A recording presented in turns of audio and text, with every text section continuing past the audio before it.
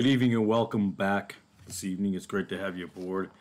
We're going to be doing some verses in a different style this time around. We're going to be talking about different things, but I'm going to go a little bit different direction than just the deception of the ESV, because it's not just the deception of the ESV. It's also many different other modern Bibles. So we're going to switch directions on that, and I'm going to start talking about each one of these verses, and we're going to talk about what they mean. I think it's I'm going to switch gears on that. If you don't mind, I appreciate your time with that. So tonight we're going to be actually talking about Acts chapter 7 verse 30. I'm going to go ahead and read like I normally do the first part of that. And in the King James Bible it reads, "And when 40 years were expired, there appeared to him in the wilderness of Mount Sinai an angel of the Lord in a flame of fire in a bush." Now, I'm going to go ahead and read the ESV and NRSV, and then we're going to go from there. In ESV, it reads, "Now when 40 years had passed, an angel appeared to him in the wilderness of Mount Sinai in a flame of fire in a bush." And the Catholic version, NRSV, also reads pretty much exactly the same way. Now, you'll notice here that Lord is missing. I'm going to go ahead and read that Catholic version for you. "Now, when 40 years had passed, an angel appeared to him in the wilderness of Mount Sinai in a flame of a burning bush." You'll notice the word Lord is missing. And I want to talk about tonight why this verse is important and why it's important that the Lord stay in the verse itself. I'm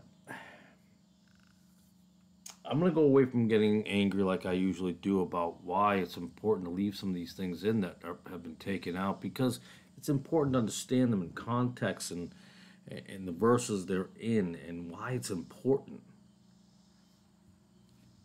For instance, with Acts chapter 7 verse 30, this verse itself is part of Stephen's speech before the Sanhedrin. Stephen recounts the history of Israel and its leaders to give context for his message about Jesus. See, it's already you can see the importance of this verse.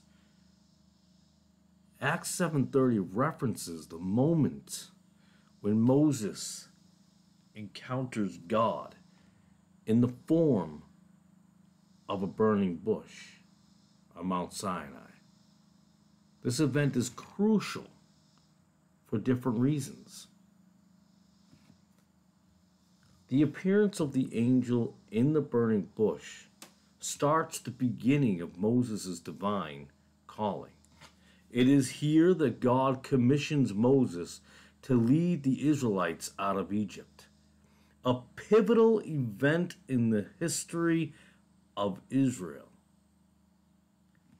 So by recounting this event, Stephen points out Moses' role as a prophet and leader chosen by God,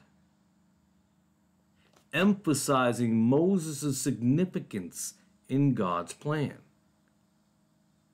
You see, Stephen uses this historical account to draw a parallel line between how Moses was rejected by the Israelites, but later recognized as their deliverer.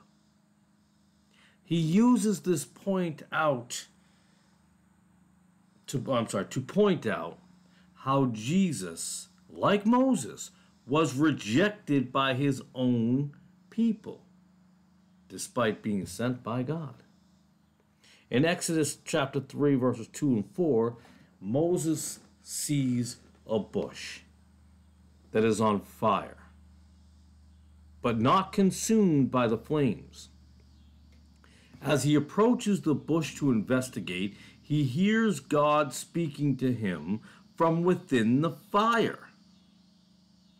The angel of the Lord, which was removed from all modern Bibles except for the King James,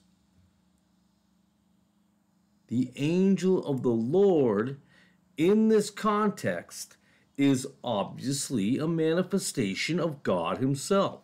The flame of fire in the bush is God's presence and holiness. In the Hebrew Bible, fire represents God's presence and power. That's important to understand because of that time frame. So, in Stephen's speech before the Sanhedrin, he explains how this event illustrates how God communicated with Moses and sets up his argument about how God has acted throughout Israel's history, which aligns with the way angels are sometimes used in the Bible to convey God's messages or presence. That's why it's important to not take out certain words. When you take out the Lord, you take out that connection. When you leave the Lord in, you understand the connection. If you leave the Lord out, then there's no connection. I appreciate you tuning in this evening. I hope you like this little fire picture I put up there tonight. I should have picked a different picture, I guess. Thank you very much this evening. I really appreciate your time, and I hope that that was helpful in any sort of way this evening. God bless, and good night.